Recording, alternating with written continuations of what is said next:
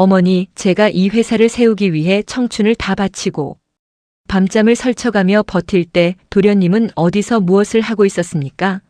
성공한 며느리가 창피한 게 아니라 그 성공을 당연하게 나눠 먹으려는 시댁의 손길이 무섭더군요. 가족이라는 이름으로 자행되는 이 도둑질을 오늘 내 손으로 끝내기로 말입니다. 그날은 유난히도 바람이 차가운 토요일 저녁이었습니다. 시어머니가 오랜만에 좋은 곳에서 밥이나 한 끼 하자며 예약해두신 한정식집은 입구에서부터 은은한 나무 향이 났지요. 하지만 저는 그 향기 속에서 묘한 긴장감을 느꼈습니다. 10년 넘게 이 집안 며느리로 살면서 배운 게 있다면 시어머니의 갑작스러운 호의 뒤에는 늘 감당하기 버거운 청구서가 뒤따른다는 사실이었으니까요. 방 안으로 들어서자 이미 상이 가득 차려져 있었습니다. 노란 조명 아래 놓인 화려한 음식들이 오늘따라 유독 낯설게만 보였지요. 시어머니는 제가 앉자마자 잘 구워진 고기 한 점을 상추에 싸서 제 앞접시에 툭 내려놓으셨습니다. 평소에는 며느리 젓가락 가는 방향도 눈치 주시던 분이 이렇게 다정하게 쌈까지 싸주시니 속이 울렁거렸습니다. 달그락거리는 숟가락 소리만 정막을 깨는 방 안에서 저는 그 고기쌈을 물끄러미 내려다보았습니다. 어머니는 입가에 묻은 양념을 닦지도 않으신 채 은근한 목소리로 입을 여셨습니다. 서윤아, 너도 알다시피 내 막내 도련님이 재능은 많은데 세상이 몰라줘서 아직 자리를 못 잡고 있잖니. 남들 밑에서 고생시키는 것보다 내 회사 가서 이사 명함 하나 파주고 일 배우게 하는 게 어떻겠니? 남 주긴 아깝고 우리 식구끼리 돕고 살면 얼마나 좋으냐며 웃으시는데 그 웃음이 제 가슴 등뼈를 타고 시리게 내려앉았습니다. 저는 잠시 침묵을 지키며 어머니의 얼굴을 보았습니다. 어머니의 눈에는 제가 밤잠을 설쳐가며 만든 회사가 그저 아들놈, 용돈 벌어다주는 화수분 정도로만 보이시는 모양이었습니다. 10년 전 자본금 500만 원을 들고 좁은 창고에서 시작했을 때 어머니는 저를 보고 뭐라고 하셨나요? 집안 망신시키지 말고 조용히 살림이나 하라고 독서를 퍼부으시던 분이 이제는 제 회사의 주인이 된 양거드름을 피우고 계셨습니다. 내가 지금 틀린 생각을 하는 걸까? 아니야, 이건 선을 넘어도 한참 넘었어. 속으로 수없이 되뇌었지만 입술은 바르르 떨려왔습니다. 어머니 곁에서 실실 웃으며 눈치를 살피는 시동생 영식의 얼굴을 보니 구역질이 올라왔습니다. 35이 되도록 변변한 직장 하나 없이 부모 등골만 빼먹던 그 손이 이제는 제 피땀 섞인 결과물을 가로채려 들고 있었습니다. 어머니, 회사는 놀이터가 아닙니다. 제가 여기까지 오기 위해 포기한 것들이 무엇인지 정말 모르셔서 이러시는 건가요? 목구멍까지 차오른 말을 억지로 삼키며 저는 차가운 물을 들이켰습니다. 목줄기를 타고 내려가는 얼음물보다 더 차가운 냉기가 방 안을 감돌았지요. 에어컨 바람 소리가 유난히 크게 들리던 그 방에서 시어머니는 대답 없는 제 태도에 점점 미간을 찌푸리기 시작하셨습니다. 너는 어쩜 그렇게 정이 없느냐? 우리가 남도 아니고. 목소리가 점점 높아질수록 저는 오히려 차분해지는 것을 느꼈습니다. 이것이 제가 겪어야 할 마지막 시험이라는 예감이 들었기 때문입니다. 어머니의 젓가락이 상 위를 거칠게 두드리는 소리가 들렸고 제 시선은 창밖의 어두운 풍경으로 향했습니다. 그날 밤 집으로 돌아오는 차 안에서 저는 단 한마디도 하지 않았습니다. 차창 밖으로 스쳐 지나가는 화려한 도심의 불빛들이 오늘따라 유독 시리고 아프게만 다가왔지요. 10년 동안 제가 지켜온 이 성곽을 가족이라는 이름의 도적들이 무너뜨리려 하고 있었습니다. 가슴 한구석이 텅 빈 것처럼 허전했지만 동시에 손바닥에 땀이 벨 정도로 강한 결심이 솟구쳤습니다. 그래도 마음이 흔들리네요. 사랑하는 남편의 어머니고 내가 선택한 가족인데. 하지만 이번만큼은 물러설 수 없습니다. 제 손마디가 뒤틀리도록 움켜쥐었던 제 인생의 자부심을 저렇게 무지한 욕심 앞에 던져줄 수는 없으니까요. 어둠이 깊게 깔린 거실 소파에 앉아 저는 조용히 눈을 감았습니다. 내일부터 벌어질 이 전쟁에서 제가 지켜야 할 것은 돈이 아니라 바로 제 자신의 존엄이었습니다. 밤은 깊어가고 시계 초침 소리만 방 안을 가득 채웠습니다. 어머니가 싸준 그 상추쌈이 마치 독이 든 사과처럼 제 가슴 속에 얹혀있는 것 같았지요. 그래도 괜찮아요. 이제는 제가 어떤 길을 가야 할지 분명해졌으니까요. 길고 긴 밤이 지나면 저는 다시 대표라는 무거운 갑옷을 입고 제 성을 지키러 나갈 것입니다. 그날의 비릿한 고기 냄새가 아직도 코끝에 남아있는 것 같습니다. 성공이라는 달콤한 열매만 보고 달려드는 사람들은 알지 못합니다. 그 열매를 맺기 위해 제가 얼마나 많은 밤을 눈물로 적시고 살점을 떼어내어 밑거름을 줬는지 말입니다. 제 회사는 단순히 돈을 벌어다주는 기계가 아니라 제 청춘이 타버리고 남은 제 위에 세워진 거대한 무덤과도 같습니다. 그 무덤 위에 발을 들이려는 시댁 식구들의 가벼운 발소리를 들으며 저는 10년 전 그 차가웠던 창고 바닥을 다시 떠올렸습니다. 처음 사업을 시작하겠다고 보따리를 쌌을 때 시어머니는 제 면전에 대고 침을 뱉으셨지요. 계집애가 밖으로 나돌면 집안 망조드는 법이라며 제 등 뒤로 소금을 뿌리던 그 서슬 퍼런 눈빛을 저는 아직도 생생하게 기억합니다. 남편 준우 씨조차 제 편이 되어주지 못하고 고개를 숙이던 그 시절. 저는 세상에 오직 저와 낡은 노트북 한 대뿐이라는 사실을 뼈저리게 깨달았습니다. 서울 변두리 지하 단칸방에서 쥐가 갉아먹는 소리를 들으며 밤새 물류 명단을 정리하던 그 시간들이 지금의 성벽을 이루는 벽돌 한 장 한 장이 되었습니다. 여름이면 습기가 올라와 온몸에 곰팡이가 피는 것 같았고 겨울이면 입김이 하얗게 서려 손가락이 얼어붙곤 했습니다. 편의점에서 유통기한 임박한 삼각김밥 하나로 하루를 버티며 제가 꿈꿨던 건 화려한 사장 자리가 아니었습니다. 그저 내 아이에게는 이 가난을 물려주지 않겠다는 도끼 하나뿐이었지요. 하지만 하늘은 제게 그 작은 행복조차 쉽게 허락하지 않으셨습니다. 첫 아이를 가졌다는 소식을 들었을 때도 저는 현장에서 무거운 박스를 나르고 있었습니다. 아이를 가졌으니 몸조리 좀 하라는 남편의 말에 시어머니는 오히려 혀를 차며 유난 떨지 말라고 소리를 지르셨습니다. 옛날 사람들은 밭 갈다가도 애 낳고 바로 일했다며 제 뱃속에 든 생명을 마치 짐짝 취급하셨지요. 그 말에 상처 입을 틈도 없이 저는 또다시 먼지 가득한 물류 창고로 향해야 했습니다. 차가운 쇳덩이 소리가 가득한 그곳에서 하혈을 하며 주저앉았을 때 제 손에 잡힌 건 따뜻한 아이의 손이 아니라 차디찬 콘크리트 바닥뿐이었습니다. 병원 침대에 누워 힘없이 천장을 바라보던 그날의 정막을 저는 평생 잊지 못합니다. 뱃속에 아이를 보내고 가슴이 찢어지는 고통 속에 누워있을 때 시어머니는 위로는커녕 문을 열고 들어오자마자 한숨을 내쉬셨지요. 조상님 뵐 면목이 없다며 애 하나 건사 못하는 못난 며느리라고 제 가슴에 다시 한번 대못을 박으셨습니다. 슬퍼할 시간조차 사치였던 저는 수술한 지 사흘 만에 복대를 차고 다시 일터로 나갔습니다. 죽고 싶을 만큼 아팠지만 제가 멈추면 이 비참한 삶에서 영영 벗어날 수 없을 것 같았기 때문입니다. 그때 흘린 피와 눈물이 지금 이 회사의 밑바닥에 흐르고 있습니다. 제가 지어 올린 이 성곽은 그렇게 제 살점과 뼈를 깎아 만든 결과물인데 시어머니는 이제 와서 그 고생을 다 잊으신 모양입니다. 막내 아들 놈이 무능해서 빌빌거리는 꼴은 보기 싫고 잘나가는 며느리 주머니는 탐이 나셨겠지요.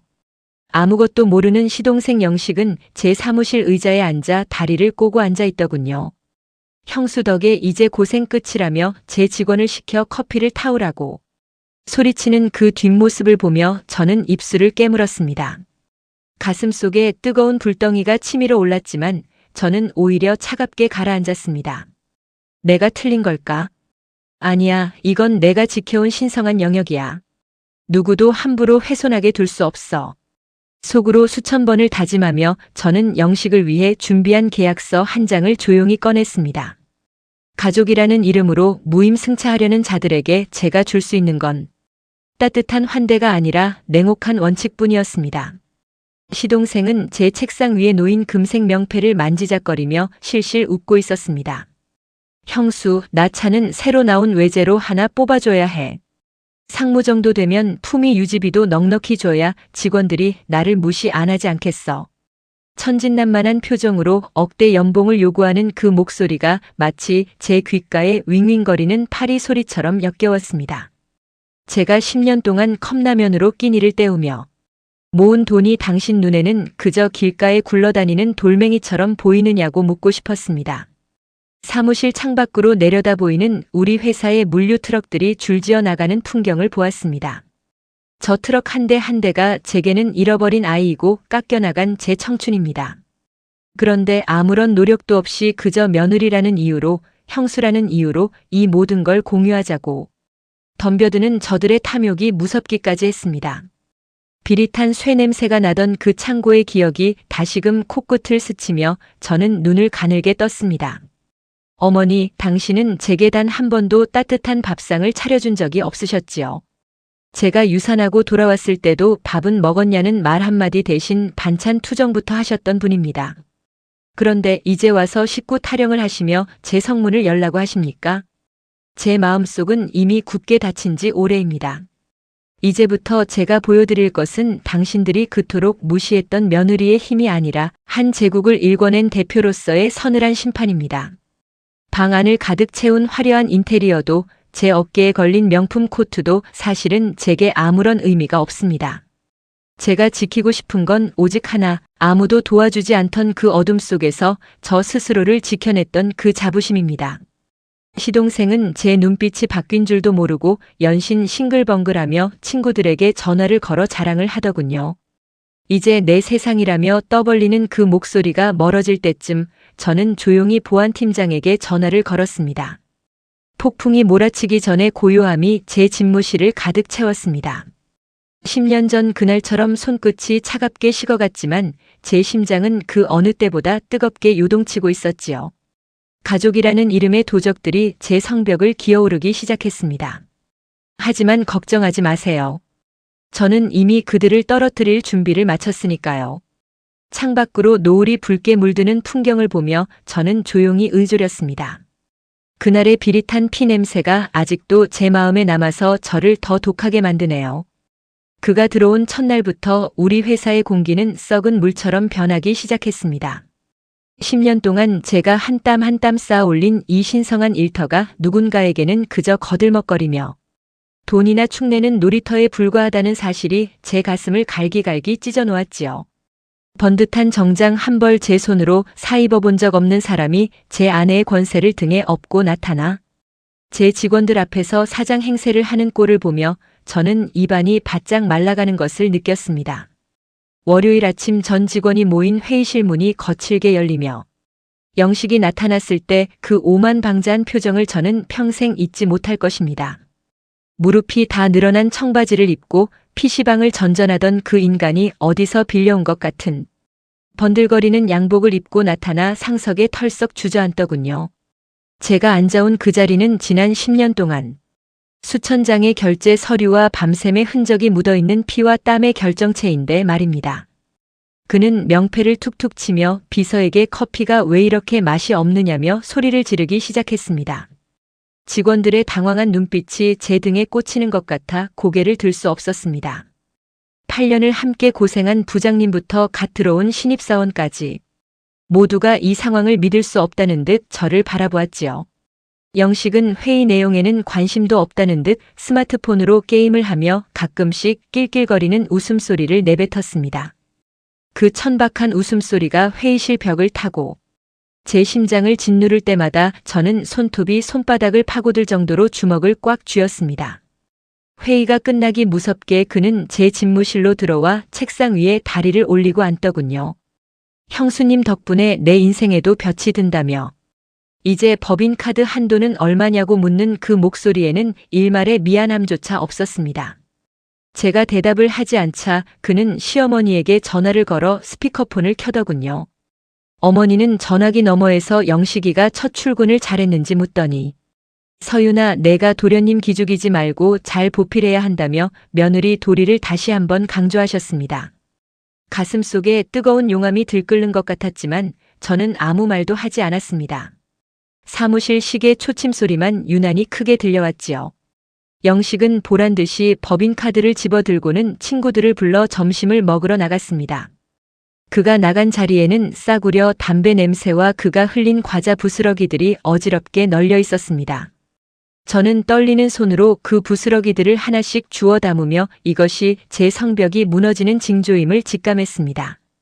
오후가 되자 영식의 만행은 점입가경이었습니다.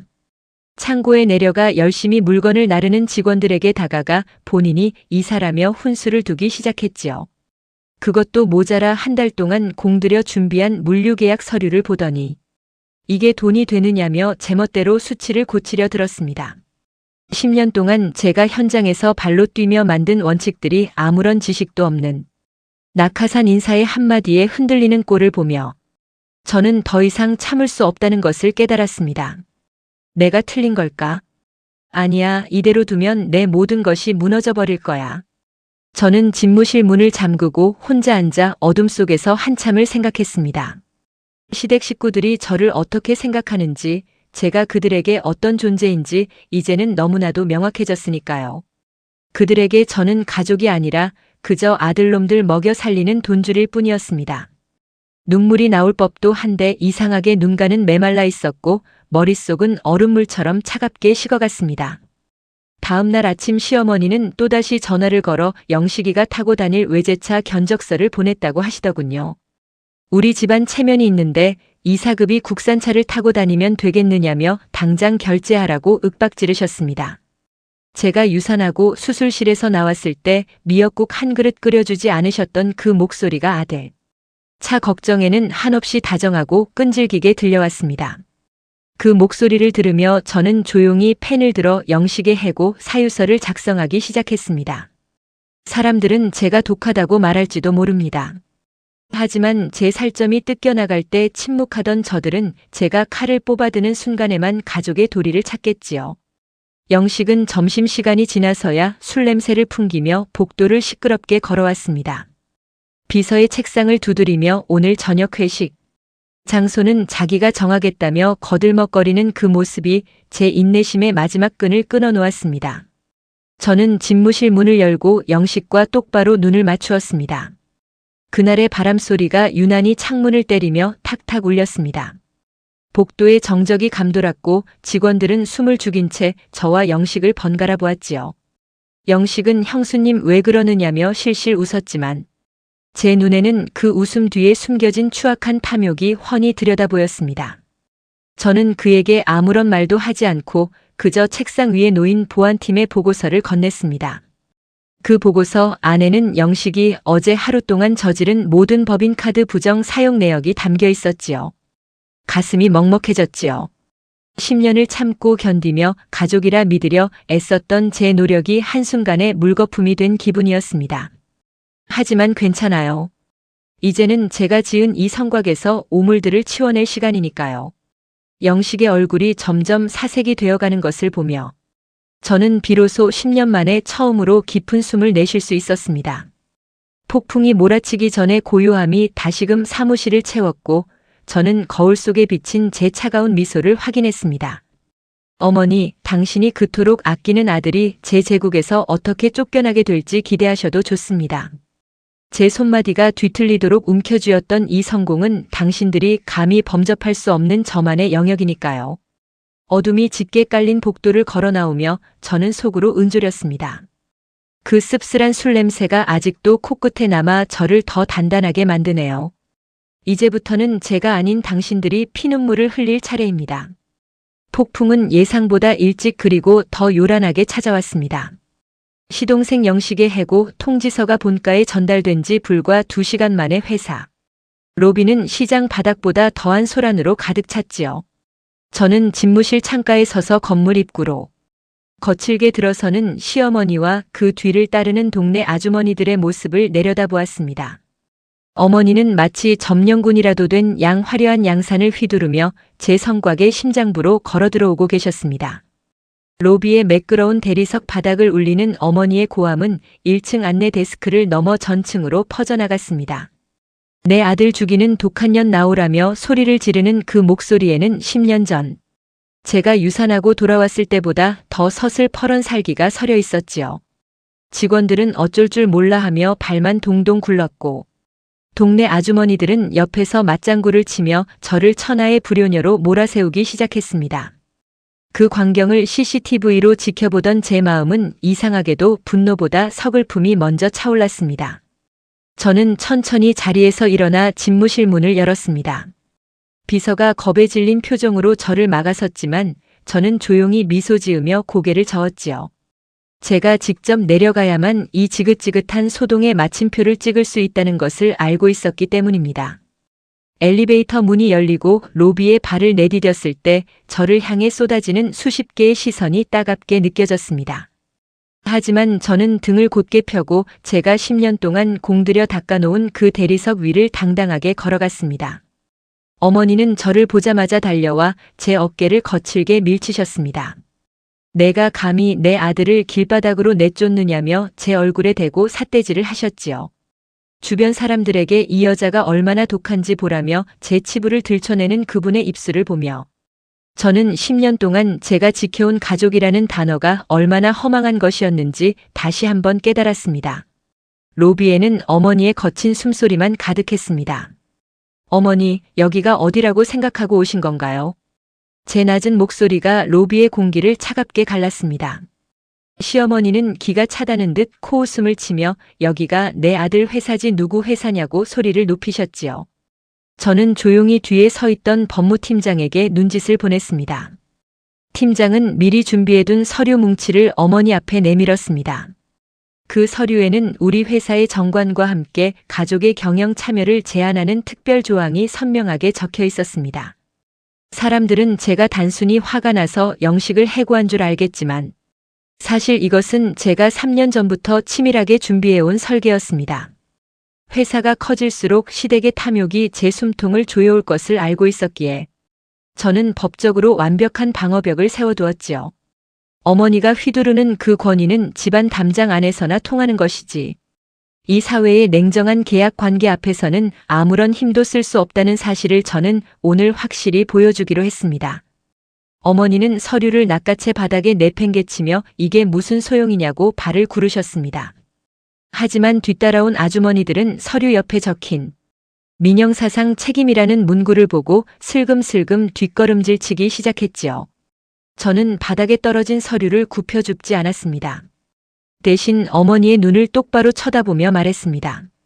도련님이 어제 하루 동안 법인카드로 유흥업소에서 결제한 금액과 여직원에게 보낸 부적절한 메시지들이 지금 제 손에 있습니다. 이걸 경찰에 넘길까요? 아니면 조용히 나가시겠습니까? 순간 로비에는 쥐 죽은 듯한 정막이 흘렀습니다. 시어머니의 입술이 파르르 떨렸고 그 기세등등하던 기운은 순식간에 사그라졌지요. 아들의 허물을 대중 앞에서 마주하게 된 어머니의 눈동자에는 당혹감과 수치심이 교차했습니다. 저는 가슴이 먹먹해졌지요. 그래도 한때는 이분을 진심으로 어머니라 부르고 싶었던 제 순수한 마음이 떠올랐기 때문입니다. 하지만 이제는 그 마음조차 사치라는 것을 잘 알고 있었습니다. 저는 속으로 되뇌며 보안 요원들에게 길을 터달라고 손짓했습니다. 어머니는 끝까지 저를 노려보며 두고 보자고 소리를 질렀지만 그 목소리에는 힘이 빠져 있었습니다. 동네 아주머니들과 함께 쫓겨나듯 회사를 나가는 그분의 뒷모습을 보며 저는 비로소 10년 동안 제 어깨를 누르던 무거운 짐 하나를 내려놓은 기분이었습니다. 직원들은 하나둘 제자리로 돌아갔고 로비에는 다시 평소의 차분한 공기가 내려앉았습니다. 저는 홀로 로비 한가운데 서서 제가 일궈낸 이 거대한 공간을 다시 한번 둘러보았습니다. 빛나는 유리병 너머로 오후의 햇살이 길게 들어오고 있었지요. 그 햇살은 10년 전 제가 창고 바닥에서 보았던 그 희망의 빛과 닮아 있었습니다. 비록 가족을 잃었을지 모르지만 저는 오늘 경영자로서 그리고 한 인간으로서 제 존엄을 지켜냈습니다. 집무실로 돌아오는 길에 남편 준우 씨에게서 전화가 왔습니다. 어머니의 난동 소식을 들었는지 한참 동안 말이 없더군요. 저는 남편에게 미안하다는 말 대신 이제는 우리가 각자의 자리를 찾아야 할 때라고 말했습니다. 남편은 짧은 한숨 끝에 당신 뜻대로 하라며 전화를 끊었습니다. 그 목소리에서 느껴지는 슬픔보다 제가 느낀 해방감이 더 컸던 것은 아마도 제가 너무 오랫동안 타인의 삶을 대신 살아왔기 때문일 것입니다. 어머니, 제가 팠던 그 낡은 도장은 이제 제 주머니 속에 단단히 들어 있습니다. 당신들이 감히 넘보려 했던 제 제국은 생각보다 견고하고 차갑습니다. 이제부터 당신들이 보게 될 것은 며느리의 눈물이 아니라 법과 원칙 뒤에 숨은 냉혹한 현실일 뿐입니다. 창밖으로 노을이 지는 풍경을 보며 저는 조용히 눈을 감았습니다. 그날의 비릿한 고기 냄새는 이제 사라지고 차가운 대리석 향기가 제 온몸을 감싸고 있네요. 피는 물보다 진하다고들 하지만 때로는 그 피가 온몸을 마비시키는 독이 되기도 합니다. 법의 이름으로 시동생을 내쫓은 지 사흘째 되던 날, 시어머니는 제가 일궈낸 이 신성한 제국의 심장부에 가장 천박한 방식으로 깃발을 꽂으셨습니다. 화려한 대리석이 깔린 본사 로비 한복판에 낡은 돗자리를 깔고 드러누운 어머니의 모습은 제가 10년 동안 쌓아온 모든 명예를 단숨에 무너뜨리는 가장 잔인한 처형대와 같았습니다. 어머니의 곡소리는 건물 전체를 울렸습니다. 며느리가 시어머니를 굶겨 죽인다며 며느리가 상전이라며 목 놓아 우는 그 소리에는 1년 전 제가 유산했을 때보다 더 힘찬 생명력이 넘쳐났지요. 직원들은 차마 고개를 들지 못한 채 제 곁을 지나쳤고 외부 손님들은 신기한 구경거리라도 난 양 휴대폰을 꺼내 그 광경을 찍기 시작했습니다. 제가 10년 동안 코피를 쏟으며 지켜온 이 회사가 단 몇 시간 만에 전국적인 조롱거리가 되어가는 것을 지켜보며 저는 가슴 깊은 곳에서 무언가 툭 끊어지는 소리를 들었습니다. 저는 집무실에서 내려가지 않았습니다. 아니, 내려갈 수 없었지요. 지금 내려가면 어머니의 그 막무가내식 각본에 놀아나게 될 것이라는 것을 누구보다 잘 알고 있었기 때문입니다. 대신 저는 CCTV 모니터를 통해 로비를 지켜보았습니다. 어머니의 곁에는 시동생 영식이 억울한 표정으로 서 있었고 잠시 후 제 남편 준우 씨가 허겁지겁 로비로 뛰어들어오는 모습이 보였습니다. 준우 씨는 어머니를 일으켜 세우려 했지만 어머니는 오히려 남편의 뺨을 때리며 자식 농사 잘못 지었다고 통곡을 하셨습니다. 잠시 침묵이 흘렀고 사무실의 시계 초침소리만 유난히 크게 제 귓가를 때렸습니다. 남편은 로비 한가운데서 무릎을 꿇은 채 어머니를 달래기 시작했지요. 그 뒷모습을 보며 저는 10년 전 제가 시댁 식구들에게 무시당할 때마다 제 손을 잡아주지 못했던 남편의 그 굽은 어깨가 떠올랐습니다. 그는 여전히 효도라는 명분 아래 제 인생을 제물로 바칠 준비가 되어 있는 사람이었습니다. 저는 조용히 인터폰을 들어보안 팀에게 남편과 시어머니를 모두 제 집무실로 데려오라고 명령했습니다. 집무실 문이 열리고 들어온 시어머니는 들어오자마자 바닥에 주저앉아 통곡을 이어가셨습니다. 준우 씨는 제 눈을 피하며 서윤아, 일단 어머니 기분부터 풀어드리자며 비굴한 미소를 지었지요. 그 순간 저는 깨달았습니다. 이 성곽을 무너뜨리는 진짜 적은 로비에 들어놓은 시어머니가 아니라 제 곁에서 함께 성을 지켜야 할 남편이었다는 사실을 말입니다. 가슴이 먹먹해졌지요. 그래도 이 사람만큼은 내 편일 거라 믿고 싶었던 제 마지막 희망이 산산조각 나는 순간이었습니다. 저는 차갑게 식어버린 커피잔을 만지며 남편에게 물었습니다. 준우 씨, 당신 눈에는 지금 우리 직원이 몇 명으로 보이나요? 남편이 당황하며 대답을 못하자 저는 단호하게 말을 이었습니다. 이 회사에는 500명의 가장이 일하고 있습니다. 도련님 한 명의 욕심 때문에 이 500명의 생계를 위태롭게 할 순 없어요. 당신은 지금 어머니의 아들입니까? 아니면 이 회사의 이사입니까? 선택하세요. 시어머니는 제 말이 끝나기도 전에 제 책상 위의 서류들을 쓸어버리며 독한 년이라고 소리를 지르셨습니다. 남편은 제 어깨를 잡으며 서윤아, 가족끼리 왜 이러느냐며 어머니를 병원이라도 모셔가야겠다고 저를 재촉했지요. 저는 남편의 손을 천천히 그리고 아주 차갑게 뿌리쳤습니다. 준우 씨, 어머니를 모시고 나가세요. 그리고 앞으로 당신이 서 있어야 할 곳이 저 돗자리 위라면 다시는 이 문을 열고 들어오지 마세요. 방 안을 가득 채운 긴장감 속에 남편의 눈동자가 흔들렸습니다. 그는 어머니의 손을 잡고 집무실을 나갔고 저는 홀로 남겨진 방에서 창밖을 보았습니다. 창문 너머로 보이는 도심의 풍경은 유난히도 반짝였지만 제 마음속은 거센 비바람이 몰아친 뒤의 폐허처럼 고요했습니다.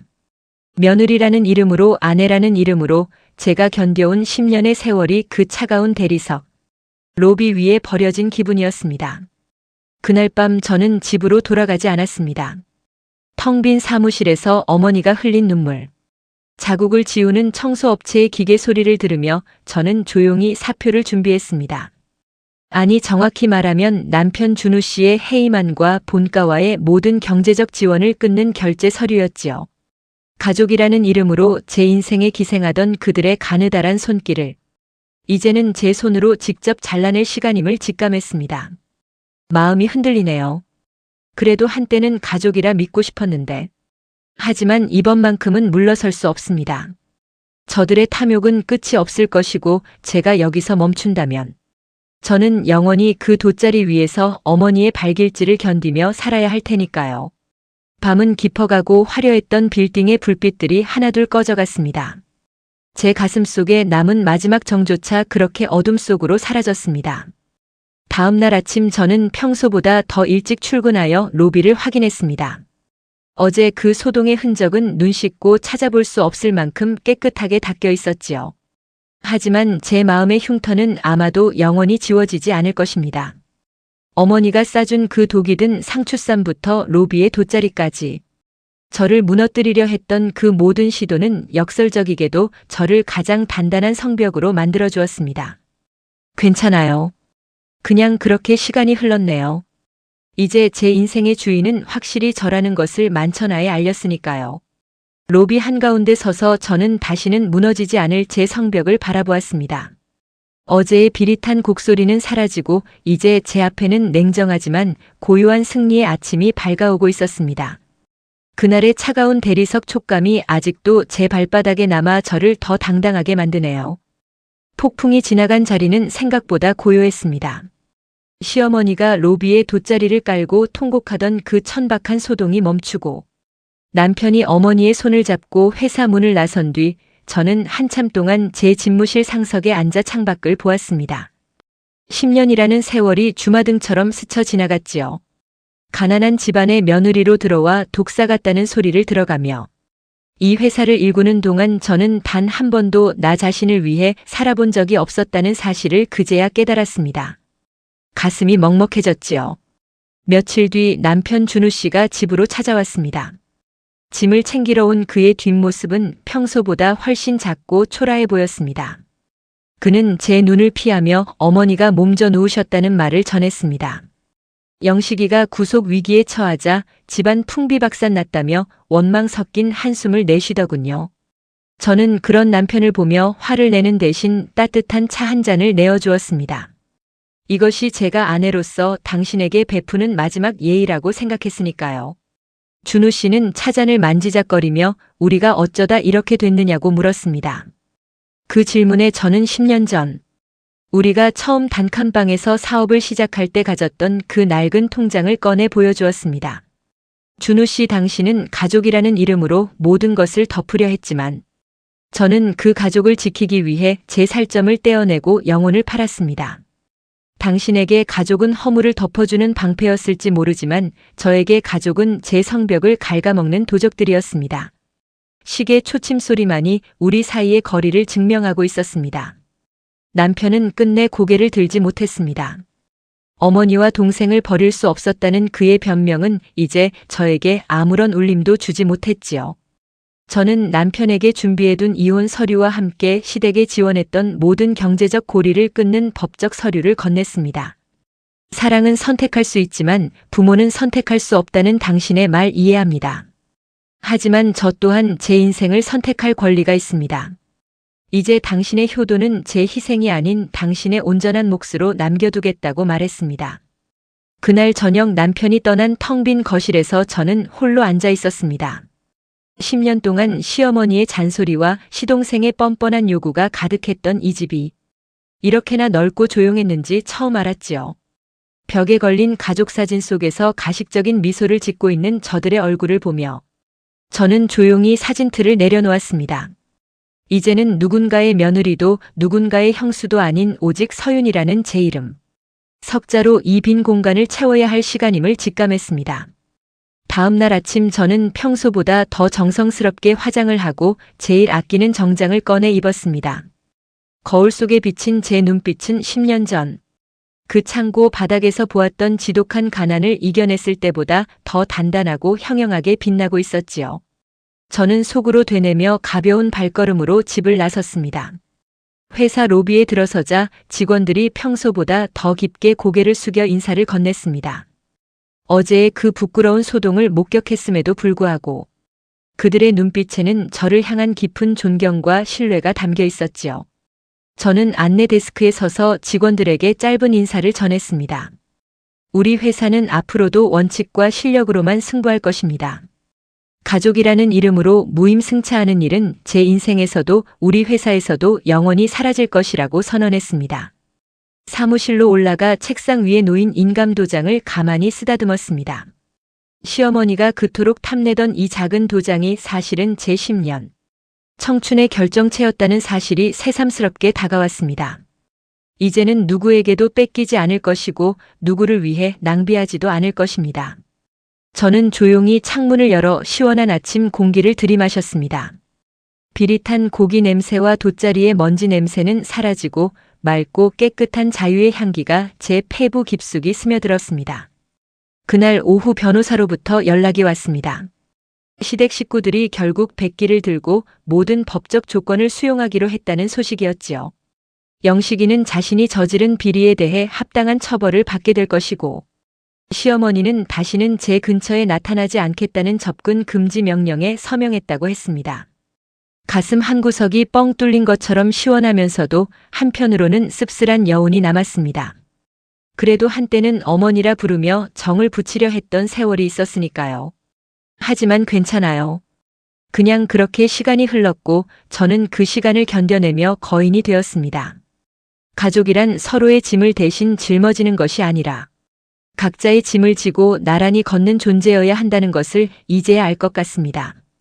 저를 무너뜨리려 했던 시댁의 탐욕은 역설적이게도 저를 가장 높은 곳으로 끌어올려 주었습니다. 이제 저는 제 성곽의 주인이 되어 제가 사랑하는 사람들과 함께 진짜 행복을 찾아 나설 것입니다. 퇴근길에 저는 시장에 들러 싱싱한 식재료들을 샀습니다. 누군가를 대접하기 위한 상추쌈이 아니라 오직 나만을 위한 정갈한 저녁 식사를 준비하기 위해서였지요. 부글부글 끓는 된장찌개 냄새 속에서 저는 비로소 평화를 느꼈습니다.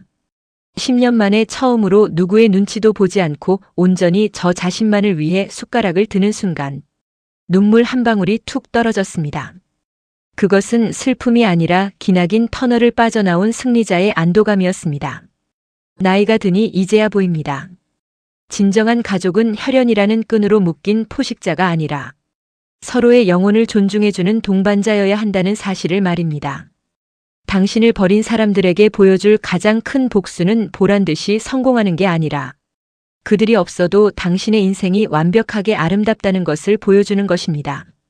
그날의 차가운 대리석 촉감은 이제 사라지고 제 마음속엔 따뜻한 봄볕이 내려앉았네요.